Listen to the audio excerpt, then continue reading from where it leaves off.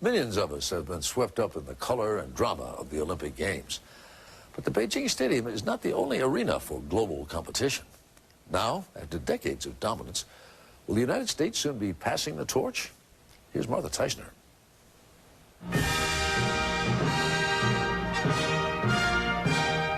Consider the Olympic Games a giant exclamation point. A fanfare announcing a message from the Chinese. They're putting the world on notice that they are players playing to win. And not just Olympic gold. They want you to know that China is a power to be reckoned with and proud of it. That it's bearing down on the United States fast. Well, the implications are that China will be the commercial leader in the world. It will also deserve and demand leadership in global institutions. An expert on China's economy, Albert Keidel, is the author of a startling new study for the Carnegie Endowment for International Peace. We can model the economy and show that by 2035, it will be as big and bigger than the United States economy will be at that time. And by the middle of the century, it will be twice the size of the U.S. economy at that time. That's staggering. That's conservative.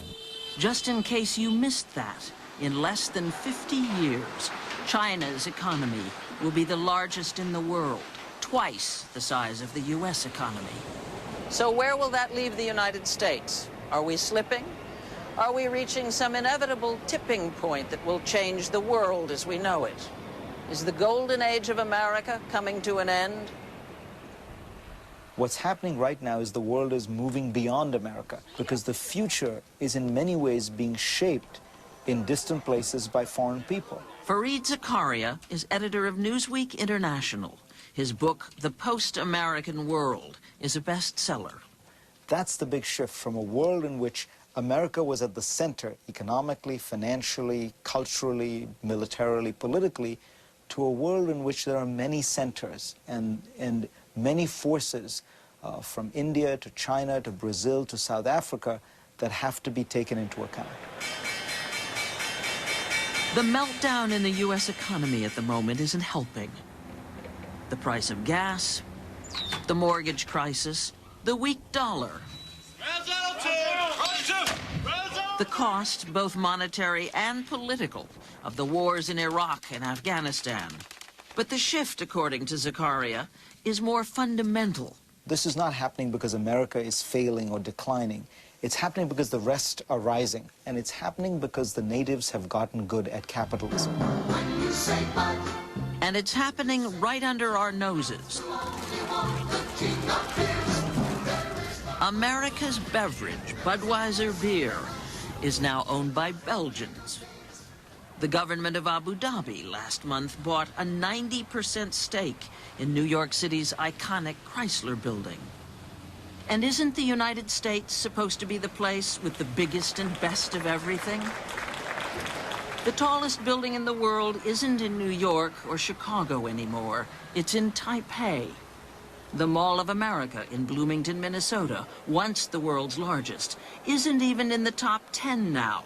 The biggest one is in, surprise, surprise, China. We're not used to foreign competition. Alan Wolf is an international trade lawyer and former U.S. trade negotiator who specializes in China. Coming out of World War II, we had a lot of breathing space. The rest of the world's economies were devastated. But they're catching up. Worldwide, 179 countries are growing faster than we are. As our manufacturing jobs have moved offshore, the United States has counted on innovation to keep its edge. But how much longer will that be possible? Take the iPhone. The idea, the genius, was American. But the phones themselves are made in China, where the government is determined that the next generation of geniuses will be Chinese. Actually, that's the stated national policy. They have a medium and long-term science and technology policy, 2006 to 2020. In that policy, one of the statements is to establish global brands with Chinese technology behind those brands. Think Japanese cars.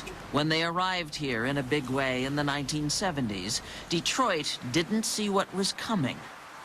Today, Toyota, not GM, is the #1 selling car company in the United States.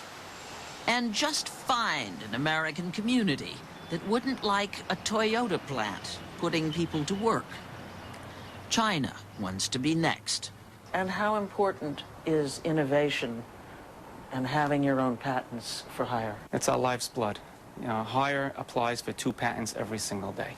Every day? Every day of the year. In fact, it's now more than that.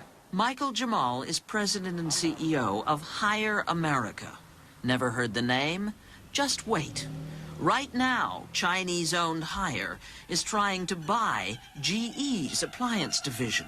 When it entered the U.S. market 9 years ago, the company sold 3 products. Now it sells 3,000. You name it, Hire makes it. Everything from little dorm refrigerators to air conditioners, washing machines to flat-screen TVs. Hire is the #1 brand in China. In Asia, we're in the top 10.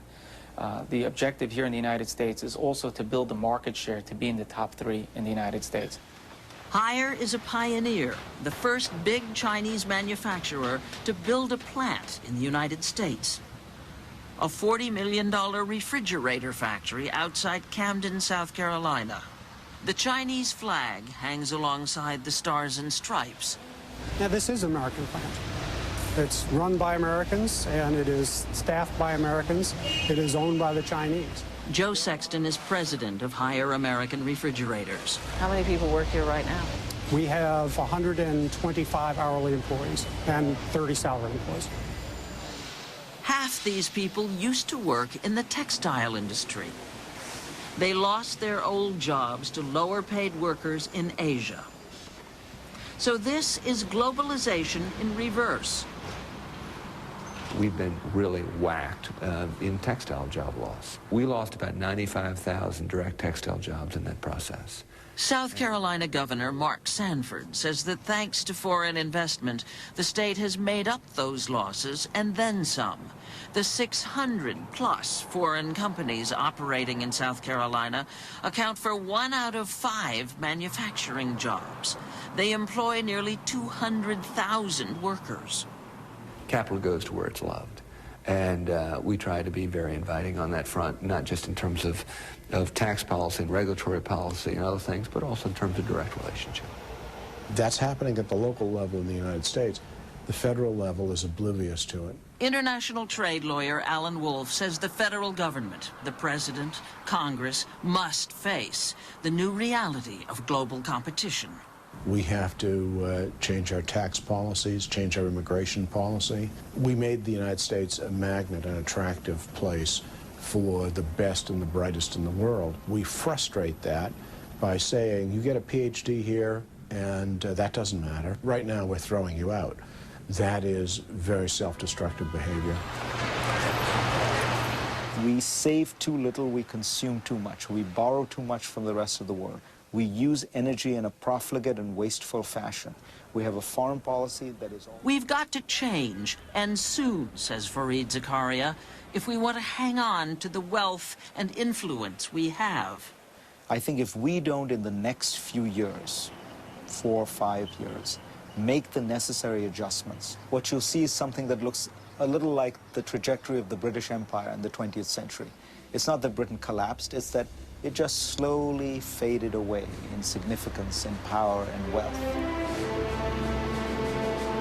Halfway through the Olympics, the enormity of China's ambition is a wonder for all to see. And for Americans, a sobering wake-up call.